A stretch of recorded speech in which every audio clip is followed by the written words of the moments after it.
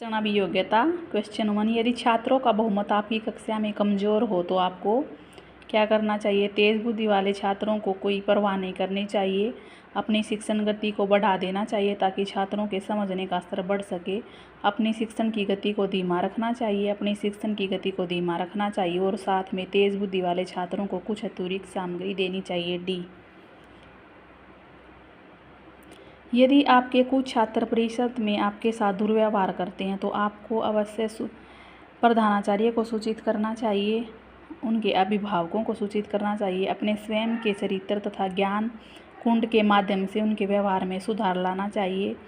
इन छात्रों के विरुद्ध अन्य अध्यापकों की सहायता से अभियान चलाना चाहिए। Answer C. अध्यापक को कक्षा में अपनी आवाज़ को रखना चाहिए पर्याप्त ऊंची, धीमी, मध्यम, कभी धीमी या फिर कभी तेज, पर्याप्त ऊंची। यदि कुछ विद्यार्थी परीक्षा में फेल हो जाते हैं तो ये गलती किसकी है? अध्यापकों की है, प्रधानाध्यापक की है, पाठ्यपुस्तकों की या फिर स्वयं छात्रों की। वह अध्यापक जो अपने छात्रों का ध्यान आकर्षित करने में सफल नहीं हो सकता तो उसे क्या चाहिए? वो अपनी शिक्षण विधि का मूल्यांकन करके उसमें सुधार लाए, अपने पद से त्यागपत्र दे दे, अपने शिष्यों में गलती ढूंढे, वह डिक्टेशन देना प्रारंभ कर दे।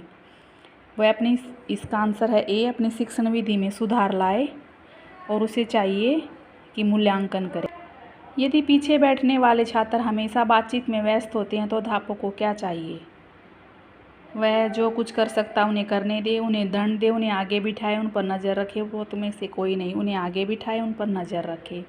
अध्यापक को अध्यापन आरंभ करने से पूर्व पाठ का परिचय करना चाहिए, अपनी भाषा में दक्ष होना चाहिए, अपने विषय में निपुण होना चाहिए। उपरोक्त सभी।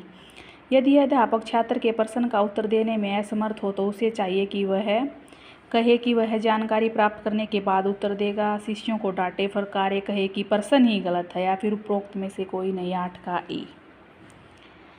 निम्न शिक्षण प्रक्रियाओं के क्रम में लिखो। वर्तमान ज्ञान को पिछले ज्ञान से संबंध करना, मूल्यांकन करना, पुनः परीक्षण करना, उद्देश्यों की संरचना, सामग्री को प्रस्तुत करना। 9 का डी।